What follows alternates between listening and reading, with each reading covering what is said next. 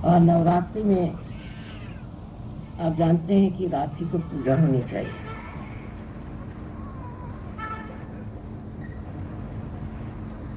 अंधकार को दूर करने के लिए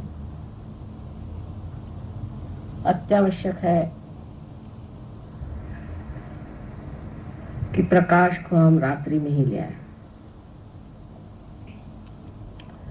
आज के दिन का एक और संयोग है कि आप लोग हमारा जन्मदिन मना रहे हैं।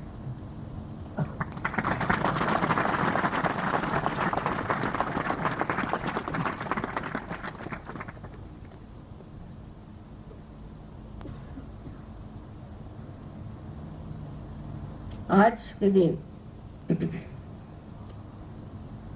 गौरी जी ने अपने विवाह के उपरांत श्री गणेश की स्थापना की। श्री गणेश पवित्र का स्तोत्र है, पवित्र का।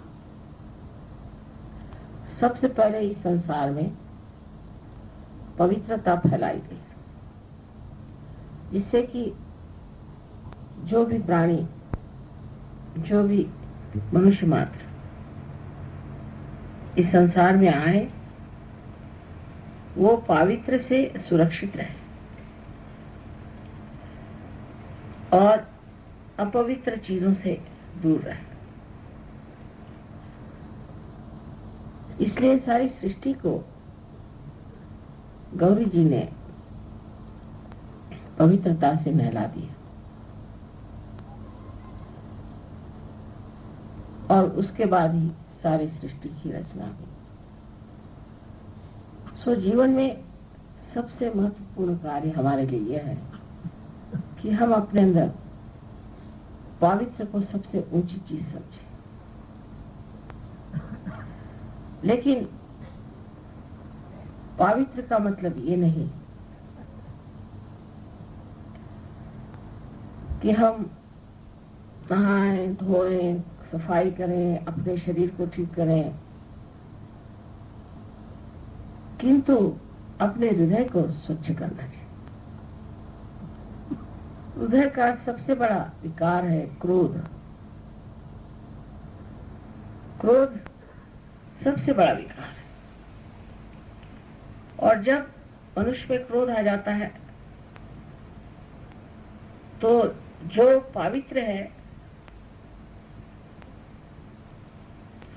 वो नष्ट हो जाता है, क्योंकि पवित्र का दूसरा ही नाम निर्वाज्य प्रेम है। वो प्रेम जो सतत बहता है और कुछ भी नहीं चाहता, उसकी तृप्ति इसी में है कि वो बह रहा है, और जब नहीं बह पाता तो वो कूदता है, परेशान होता है। सो पवित्र का मतलब यह है कि आप अपने हृदय में प्रेम को भरें, क्रोध को नहीं। क्रोध हमारा तो शत्रु है ही, लेकिन वो सारे संसार का शत्रु।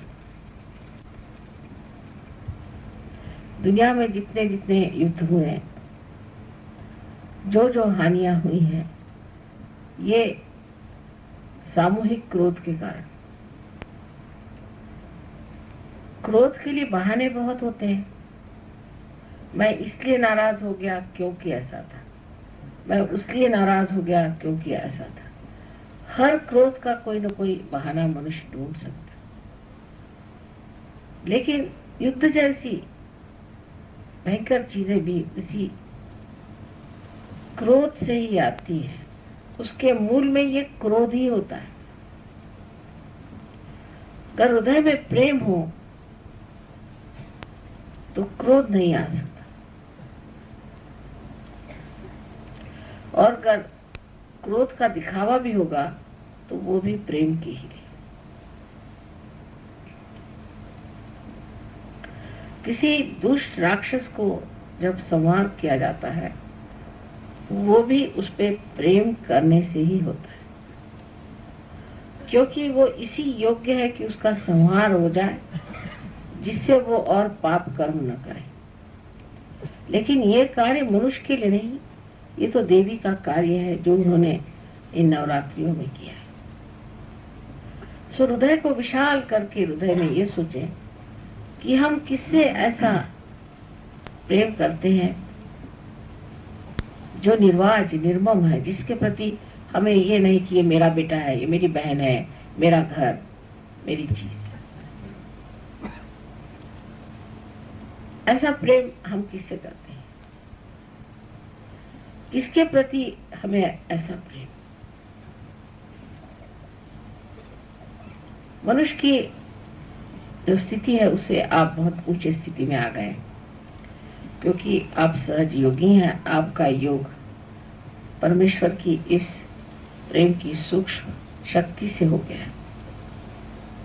वो शक्ति आपके अंदर अविरल बह रही है, आपको प्लावित कर रही है, आपको संभाल रही है, आपको उठा रही है, बार बार आपको प्रेरित करती है, आपका संरक्षण करती है और आपको आह्लाद और मधुमय प्रेम से भर देती है। ऐसे सुंदर शक्ति से आपका योग हो गया। किंतु अभी भी हमारे हृदय में उसके लिए कितना स्थान है, ये देखना होगा। हमारे हृदय में माँ के प्रति तो प्रेम है, ये तो बात सही है। माँ से तो सबको प्यार है और उस प्यार के कारण आप लोग आनंदित हैं, बहुत आनंद में। किंतु और भी दो प्रकार का प्रेम होना चाहिए, तभी माँ का पूरा प्यार हो सकता है। एक तो प्यार की अपने से हो कि हम सहयोगी हैं, हमने सहज में शक्ति प्राप्त की, लेकिन अब हमें किस तरह से बढ़ना चाहिए। बहुत से लोग सहयोग के प्रसार के लिए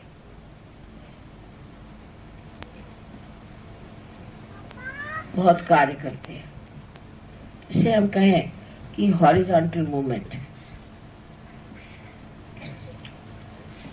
पृथ्वी से समांतर चारों तरफ फैलता। वो लोग अपनी ओर नजर नहीं करते, तो जो वर्टिकल मूवमेंट है, उत्थान की गति को नहीं प्राप्त होते। बाह्य में वो बहुत कुछ कर सकते हैं, बाह्य में दौड़ेंगे, बाह्य में काम करेंगे, कार्यान्वित होंगे, सबसे मिलेंगे जुलेंगे, लेकिन अंदर की शक्ति को नहीं बढ़ाते। बहुत से लोग हैं अंदर की शक्ति की तरफ ज्यादा ध्यान देते हैं और बाह्य की शक्ति की तरफ नहीं, तो उनमें संतुलन नहीं आ पाता। और जब लोग सिर्फ बाह्य की तरफ बढ़ाने लग जाते हैं तो उनकी अंदर की शक्ति क्षीण होने लग जाती है, और क्षीण होते होते ऐसे कगार पे पहुंच जाते हैं कि फौरन अहंकार में ही डूबने लगते हैं। वो सोचते हैं कि हमने देखिए कितना सहयोग का कार्य किया, हम सहयोग के लिए कितनी मेहनत करते हैं। और फिर ऐसे लोगों का एक नया जीवन शुरू हो जाता है जो कि सहयोग के लिए बिल्कुल उपयुक्त नहीं।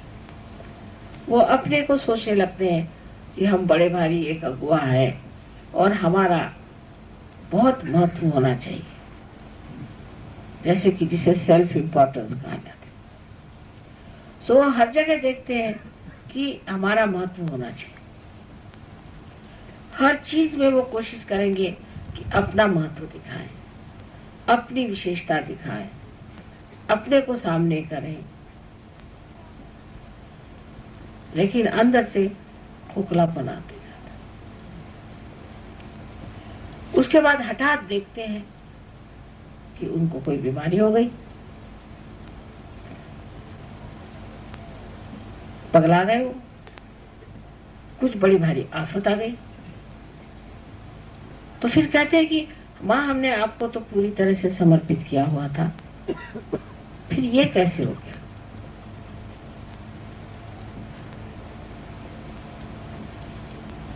ये हमने कैसे पाया? ये गड़बड़ कैसे हो गई?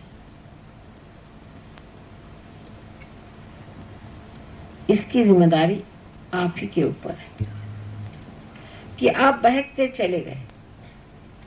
फिर ऐसे आदमी एक तरफा हो जाते, वो दूसरों से संबंध नहीं कर पाते। उनका संबंध इतना ही होता कि हम किस तरह से रोब झाड़े लोगों पर और किस तरह से दिखाएं कि हम कितने ऊंचे इंसान हैं। और वो दिखाने में ही उनको महत्व लगता है। सबसे आगे उनको आना चाहिए, सब में उनका महत्व होना चाहिए। अगर किसी ने उनका थोड़ा सा महत्व नहीं किया तो गलती हो गई। यहां तक हो जाएगा कि उसमें ये भूल ही जाएंगे वो कि माँ का भी कुछ करने का है, माँ के लिए भी कुछ दान देना है। इसी प्रकार मैं देखती हूँ कि राहुरी जैसी जगह, बंबई में हर जगह इस तरह के कुछ लोग एकदम से उभर के ऊपर आ गए और वो अपने को बहुत महत्वपूर्ण समझने लगे। फिर वहां न तो आरती होती थी, वो नसीब हमारा फोटो तो वहां रहता था, लेकिन फोटो पूछने की भी किसी को इच्छा नहीं थी। नसीब अपने फोटो नहीं लगाए, अपना ही मत, अपनी ही डींग मार, और वो डींग मार मार करके और अपने ही को बहुत बड़ा समझ के दूसरों से अलग, किसी से कुछ पूछना नहीं, कुछ नहीं, हम करें। फिर झगड़े शुरू हो गए। झगड़े शुरू होने पर ग्रुप्स बन गए, क्योंकि जिस सूत्र में आप बंधे हुए हैं वो आपके माँ का सूत्र है। और उसी सूत्र में अगर आप बंधे रहे और पूरे समय ये जानते रहे कि हम एक ही माँ के बच्चे हैं, ना हमें कोई ऊंचा ना नीचा, न ही हम कोई कार्य को करते हैं और ये चैतन्य ही सारा कार्य करता है। हम कुछ करते ही नहीं है।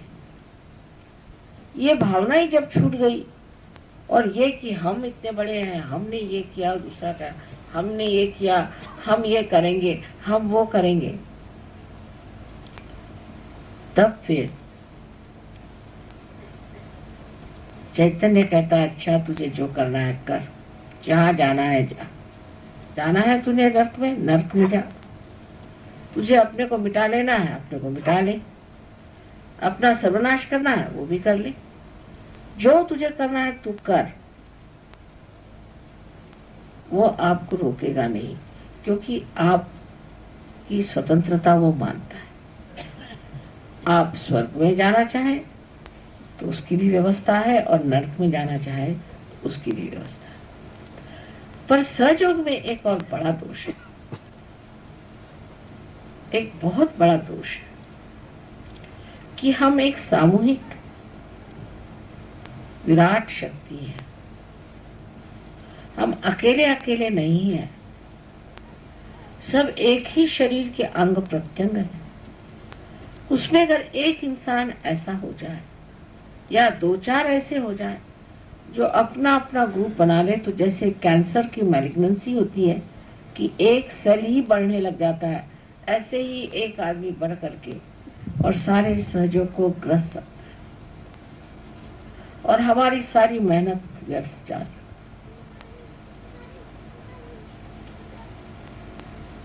हमको तो चाहिए कि समुद्र से सीखें कि जो सबसे नीचे रह करके ही सब चीज को अपने अंदर, सब नदियों को अपने अंदर समाता है,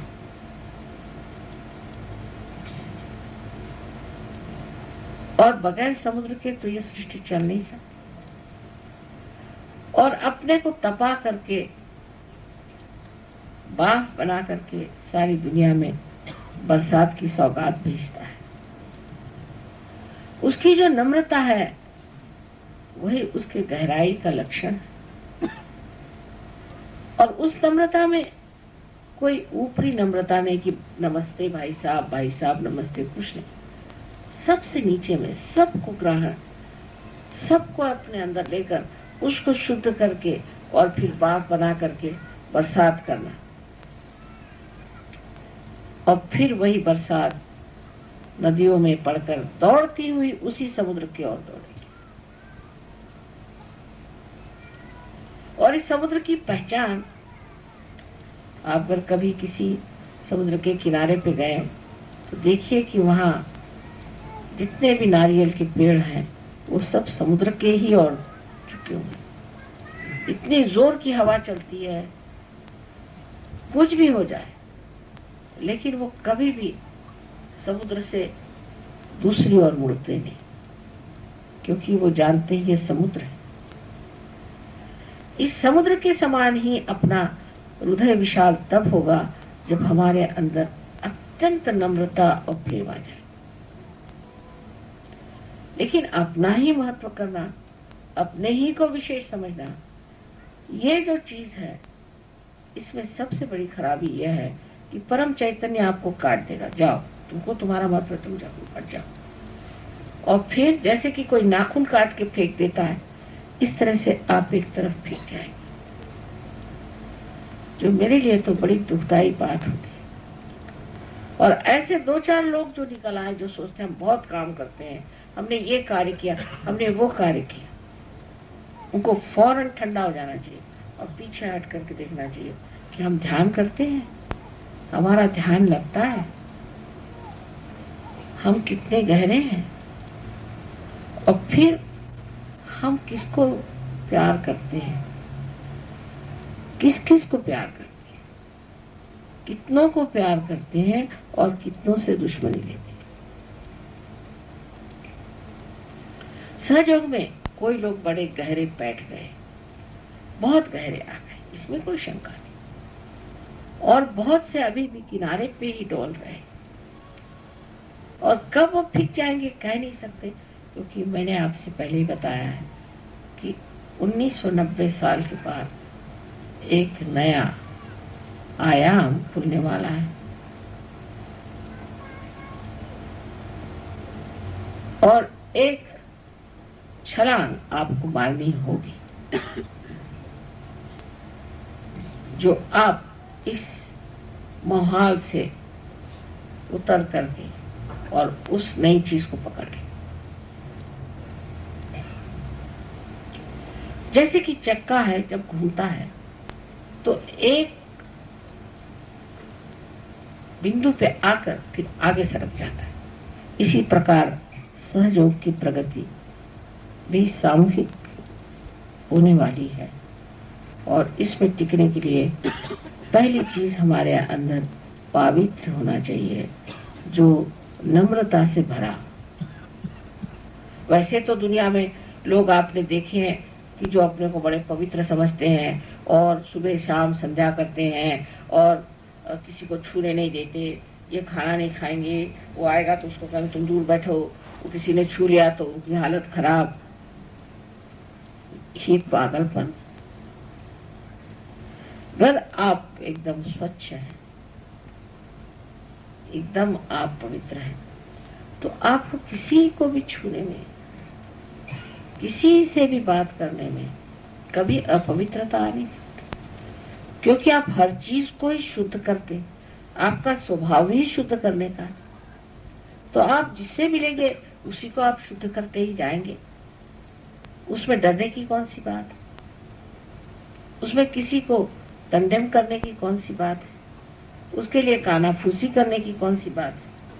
तो ये तो लक्षण एक ही है कि आपकी स्वयं पवित्रता कम है। अगर आपकी पवित्रता संपूर्ण है तो वो पवित्रता में भी शक्ति और तेज है, और वो इतना शक्तिशाली है कि कोई सी भी अपवित्रता को वो खींच सकता है। जैसे मैंने कहा कि हर तरह की चीज समुद्र में पूरी तरह से एकाकार हो जाती है।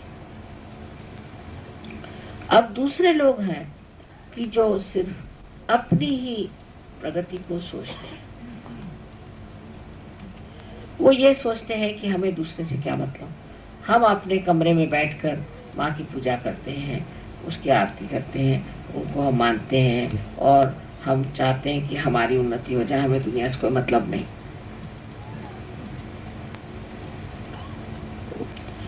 और दूसरों से कटे रहते।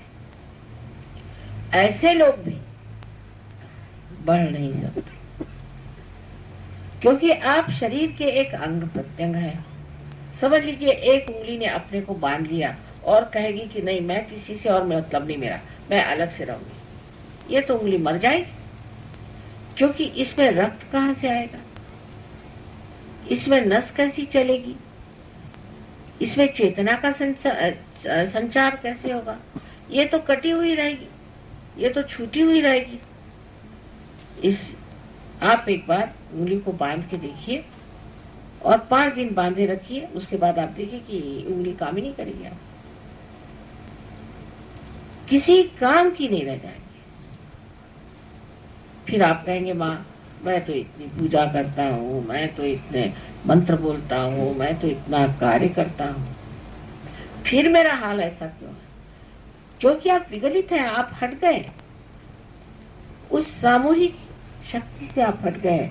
सहयोग सामूहिक शक्ति है। इस सामूहिकता से आप जहाँ हट गए, वहीं पर आप अलग हो गए उस सामूहिक शक्ति से। सो दोनों ही चीज के तरफ ध्यान देना है कि हम अपनी शक्ति को भी संभालें और सामूहिकता में रचते जाएं,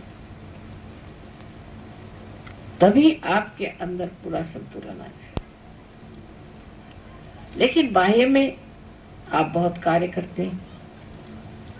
मैंने ऐसे लोग देखे हैं जिन्होंने सहयोग के लिए बहुत कार्य किया और काफी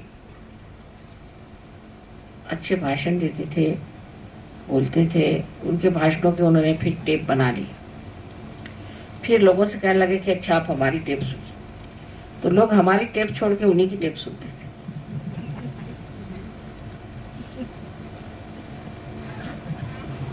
और उनका ये हाल था कि जैसे अभी हम बैठे हैं तो वो हमारे फोटो को तो नमस्कार करेंगे, हमें नहीं करेंगे, क्योंकि उनको फोटो की आदत पड़ी। हमसे उनको कोई मतलब नहीं, वो फोटो से मतलब नहीं। ऐसे ऐसे विक्षिप्त लोग हमने देखे। फिर उन्होंने अपने फोटो छपाए और फोटो सबको दिखा रहे हैं कि हम ऐसे, हम वैसे, हम वैसे। इस तरह से अनेक तरीके से वो अपना ही महत्व बढ़ाते रहे। करते करते ऐसे गड्ढे में गिर गए अनायास, उनके समझ में नहीं आया और एकदम पता हुआ कि छूट गए सहयोग से, कहीं भी नहीं। लोग मुझे कहते माँ ये तो बड़े लीडर थे, वो तो इतने ये थे। हाँ थे तो सही, लेकिन वो गए कहाँ? गए क्या करें? एकदम काफुर हो गए। कहाँ बताए कैसे? तो ऐसे लोग क्यों निकल गए?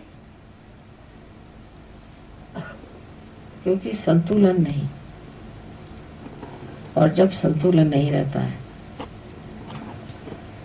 तो आदमी या तो लेफ्ट में चला जाएगा, राइट में चला जाएगा। और जैसे मैंने बहुत बार कहा कि 2 तरह की शक्तियां हमारे अंदर है, जिससे कि हम सहयोग की ओर खींचते भी हैं, और दूसरी शक्ति जिससे हम बाहर फेंके जाते हैं। जैसे एक रस्सी में अगर आप पत्थर बांध कर घुमाएं तो पत्थर घूमता रहेगा जब तक रस्सी से बंधा है, और जैसे रस्सी से छूट जाएगा एकदम काटकोण में, टेंजेंट में फेंका जाएगा। इसी प्रकार बहुत से लोग सहयोग से निकल जाते हैं। तब फिर लोग कहते हैं माँ देखिए सहयोग में बहुत लोग कम हो गए, मैं क्या करूं? और अगर कम हो गए तो इसमें सहयोग का नुकसान तो हुआ नहीं, इसमें उनका ही नुकसान हो। सहयोग का बिल्कुल भी नुकसान नहीं, क्योंकि जिसको नुकसान और फायदे से कोई मतलब ही नहीं है, ऐसी जो चीज है उसका क्या नुकसान हो सकता है। हाँ, अगर आपको अपना फायदा करा लेना है तो आप इस चीज को जान लीजिए कि सहयोग को आपकी जरूरत नहीं, आपको सहयोग की जरूरत है। ये योग का दूसरा अर्थ होता है युक्ति। एक तो है कि संबंध जुट जाए, लेकिन दूसरा है युक्ति। ये युक्ति समझ लेनी चाहिए कि ये युक्ति क्या है। इस पे 3 तरह से समझाया जा सकता है। पहली तो युक्ति ये है कि हमें इसका ज्ञान आ जाना चाहिए। ज्ञान का मतलब बुद्धि से नहीं, किंतु हमारे उंगलियों में, हाथ में, अंदर कुंडलिनी का पूर्णतः जागरण होना, ये ज्ञान है। और जब ये ज्ञान हो जाता है तब और भी ज्ञान होने लग जाता है। बहुत सी बातें जो आप नहीं समझ पाते थे वो आप समझ पा सकते हैं, और आप समझने लग जाते हैं कि कौन सत्य है, कौन असत्य है। और इस ज्ञान के द्वारा आप लोगों को कुंडलिनी भी जागृत कर सकते हैं और उनको समझा भी सकते हैं, और उनसे आप पूरी तरह से आप एकाग्र हो सकते हैं, उनके साथ आप वार्तालाप कर सकते हैं, बातचीत कर सकते हैं इस ज्ञान के कारण। तो आपको बौद्धिक ज्ञान भी उससे आते जाता है। आप सहयोग समझते हैं, नहीं तो कोई समझ सकता था पहले? ईड़ा पिंगला सुख मन नाड़ी रे, एक ही डोर उड़ाऊंगा, इस तरह की बातें जो करता था कबीर, तो कोई समझता था उसको? नानक की कोई बात समझता था? या ज्ञानेश्वर जी की किसी ने कोई बात समझी नहीं, लाओ त्से की किसी ने कोई बात समझी नहीं। कोई तो भी मिस्टीरियस चीज है, कोई बड़ी गोपनीय बात कह रहे हैं, ऐसे समझ करके लोग रखते थे। लेकिन सहयोग के बाद आप सब समझने लगे तो आपका बुद्धि चातुर्य भी बढ़ गया, उसकी भी चतुरता आ गई, आप उसको समझने लग गए। ये तो बात ठीक है कि आप उसे समझने लगे, और ऐसी बातें जो अगम्य थी वो भी गम्य हो गई, और सब बात को आपने जान लिया। सो तो एक युक्ति हो गई कि आपने अपना ज्ञान बढ़ा लिया। अब दूसरी युक्ति क्या? वो है कि जो आप हमारे प्रति भक्ति कर रहे हैं, उस भक्ति को भी जब आप करते हैं तब आप अनन्य भक्ति करनी चाहिए। माने आप हमसे तदाकारिता प्राप्त करें। जैसे हम सोचते हैं ऐसा ही आप सोचने लग जाए। आज देर हो गई समझ लीजिए, तो हम भी कह सकते थे भाई हम बहुत थक गए, रात भर के जगे, अब हमारे बस का कुछ नहीं। लेकिन हमने ये सोचा कि नवरात्रि है तो रात ही में करना है, और यही मुहूर्त हमको मिलना था, यही मुहूर्त है, इसी वक्त ये पूजा होनी चाहिए और ये होना ही चाहिए, तो हमको करना ही। और ये बड़े आनंद से हम कर रहे हैं, क्योंकि शुभ मुहूर्त यही है और उस वक्त हमें सज्ज होना चाहिए। उसके बारे में सोचते भी नहीं कि हम थक गए, कि हमने आराम नहीं किया, कुछ भी नहीं। यही मुहूर्त है। जैसे एक लड़वैया अगर रणांगण में गया है और उसने देखा कि अपने सामने दुश्मन खड़ा, यही टाइम उसको मारने का, उसी वक्त उसे मारना चाहिए। उसी प्रकार यही समय है जबकि हमें ये पूजा करनी चाहिए। तो हम बैठे हैं और आपको भी ऐसे सोचना चाहिए कि यही समय माँ ने बांधा है, यही समय हमारे लिए उचित है, इसलिए हमें इसी वक्त पूजा करनी चाहिए। लेकिन जो आधे अधूरे लोग हैं वो उल्टी बातें सोचेंगे। अब हम सवेरे से आकर बैठे हैं, हमने ये किया, अभी हमें भूख लग गई, हमने खाना नहीं खाया, बच्चे सो रहे होंगे, तो वो अनन्य भक्ति नहीं हुई, क्योंकि मेरा जो सोच विचार है वो आपके सोच विचार में नहीं है। मैं जैसे सोचती हूँ वैसा हम नहीं सोचते। किसी के लिए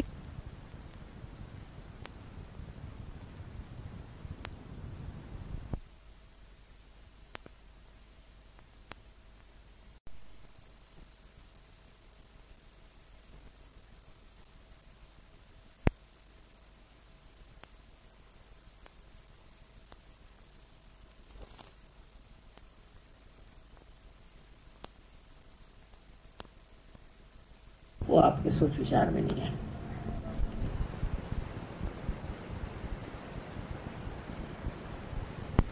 मैं सोचती हूँ कभी कभी, माँ ये आदमी इतना खराब है, ऐसा है। मैं कहा जी नहीं, बिल्कुल अच्छा है, बढ़िया आदमी है। ऐसे कैसे आप कह रहे हो, कैसे कहा आप? फिर मैं सोचती हूँ कि मैं जो देख रही ये क्यों नहीं देख रहा? अगर ये मेरी ही आंख से देख रहे हैं तो इनको वही दिखाई देना चाहिए जो मैं देखती हूँ। वैसी तो बात नहीं, ये तो कुछ और ही देख रहे हैं। तो अनन्य नहीं हुआ, अन्य हो गए, दूसरे हो गए। उसी प्रकार जैसे हमारा प्यार आपके प्रति, और एक ही चीज से हम तृप्त होते हैं कि आप सबके प्रति वैसा ही प्यार रखें। अगर वो बात आपके अंदर नहीं है तो फिर ये लगता है कि अन्य है, ये अनन्य नहीं। अगर हमारे ही शरीर के ये अंग प्रत्यंग हैं तो जो हम हैं ऐसे ही इनको होना चाहिए ना। जैसे हम सोचते हैं वैसा ही इनको सोचना चाहिए, जैसा हम करते हैं वैसा ही इनको करना चाहिए। तो ये दूसरा क्यों सोचते, ये उल्टी बात क्यों सोचते हैं? इनके दिमाग में ये सब अजीब अजीब बातें कहां से आती है? अनन्य भक्ति नहीं हुई, ये भक्ति हो गई अपनी ही तरह।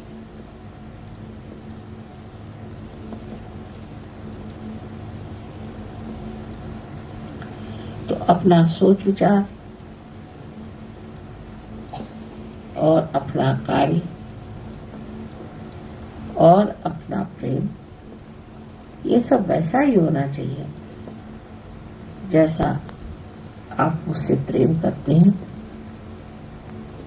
और यही जब प्रेम का स्रोत है तो जो कुएं में है वही घट में आना चाहिए, दूसरी चीज कैसे आ सकती? और जब कोई दूसरी चीज आती है तब मैं सोचती हूँ कि किसी दूसरे घट से इन्होंने कोई और कुएं से पानी भरा है, ये घट मेरा नहीं।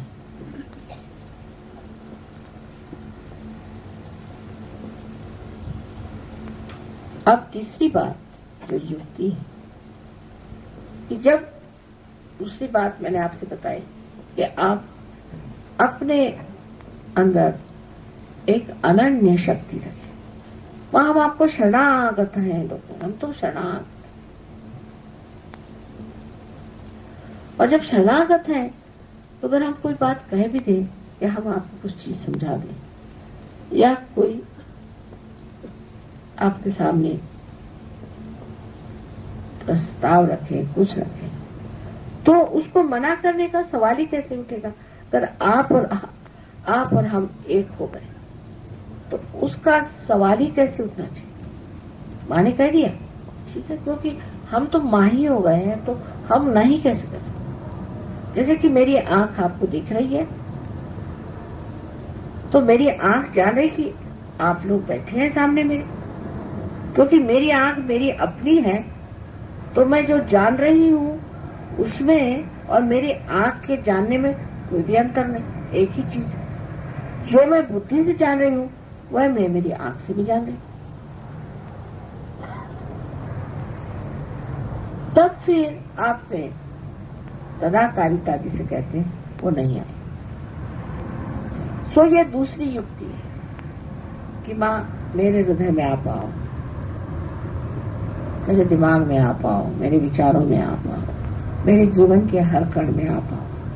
आप जहां भी कहोगे हम हाजिर, हाथ जोड़ के वहां हम हाजिर। पर आपको कहना तो पड़ेगा ना, और पूर्ण हृदय से कहना होगा। किसी मतलब से अगर आप उससे संबंध जोड़े तो भी वो ठीक नहीं, लेकिन अगर संबंध जुट गया तो सारे मतलब अपने आप ही पूरे हो जाएंगे। आपको कुछ करना ही नहीं पड़ेगा, अपने ही आप। जब आपके सारे ही मतलब पूरे हो गए तो आपका चित्त उसी में लग जाए। अब तीसरी जो बात है कि हम ये काम कर रहे हैं, हमने सहयोग का ये काम किया, हमने ये सजावट करी, ये ठीक ठाक किया, मैंने किया, तो सहयोगी आप नहीं। सहयोग में आपके सारे कर्म है अकर्म हो जाने चाहिए। ये इसकी मैं कुछ कर रहा हूं, मैंने ये कविता लिखी, मैंने ये किया, ये जहां तक आप बारीक सूक्ष्म में देखते जाएं, क्या मैं ऐसा सोचता हूं, क्या मैं ऐसा सोचती हूं कि मैंने किया? ऐसे में दिमाग में बात आती है क्या? इसका मतलब मेरा योग पूरा नहीं।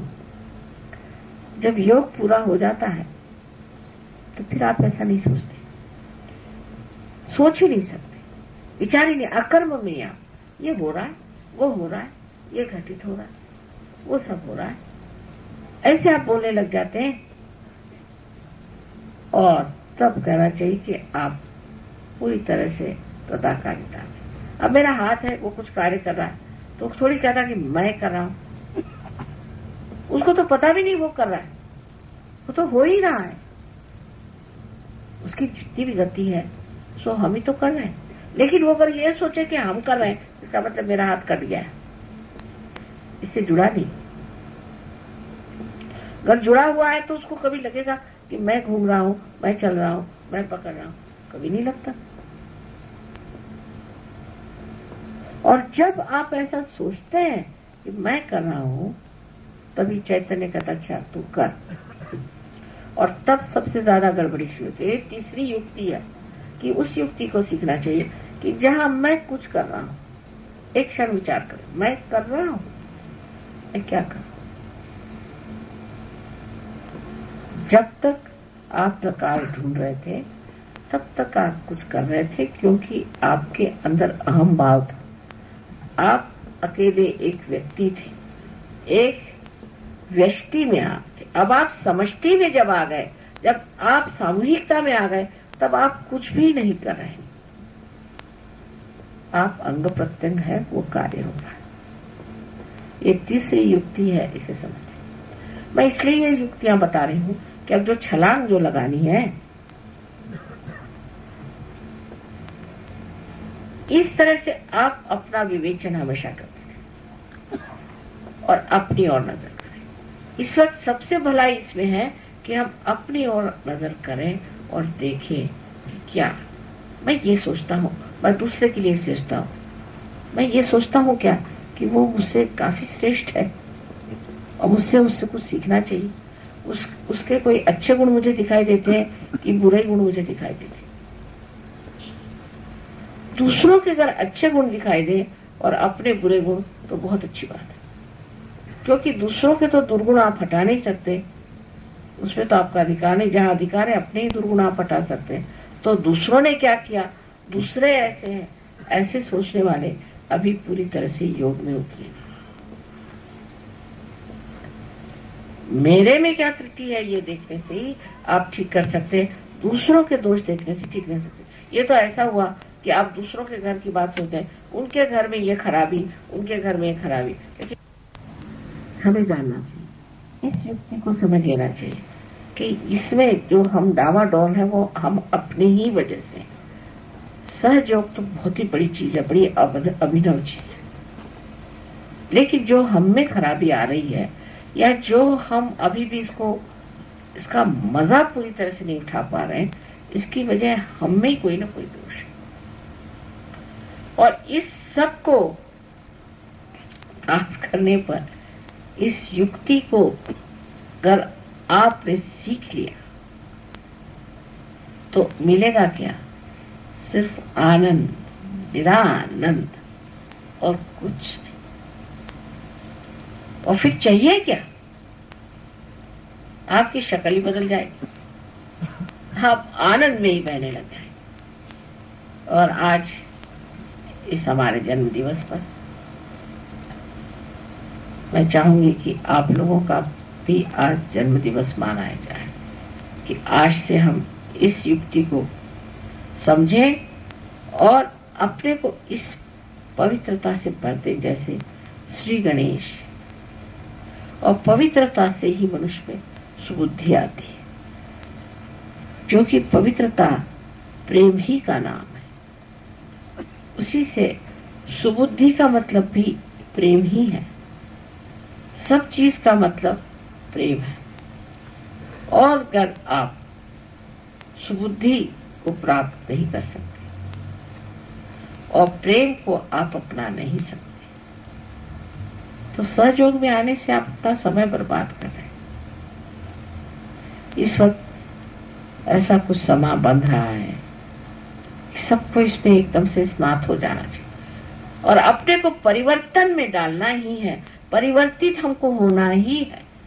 हम में खराबियां ही हैं, हमें अपने को पूरी तरह से पवित्र बना देना है। ये आप अपने साथ कितना प्रेम कर रहे हैं। आपका बच्चा जरा गंदा हो जाता है, फौरन आप दौड़ के उसको साफ कर देते हैं, क्योंकि आपको उससे प्रेम है। इसी प्रकार जब आपको अपने से प्रेम हो जाएगा तो आप भी अपने को पूरी तरह से परिवर्तन की ओर लगाएं कि मेरा परिवर्तन कहाँ तक। मेरे अंदर अभी यही खराबी रह गई, अभी मैं ऐसा हूं। और इस परिवर्तन के फलस्वरूप आशीर्वाद है उस जीवन का जिसका वर्णन नहीं किया जा सकता। जो कबीर ने कहा कि अब मस्त हुए फिर क्या बोले। तो आप सब उस मस्ती में आ जाइए, उस मस्ती को प्राप्त करें और उस आनंद में आप आनंदित हो जाएं। ये हमारा आशीर्वाद है।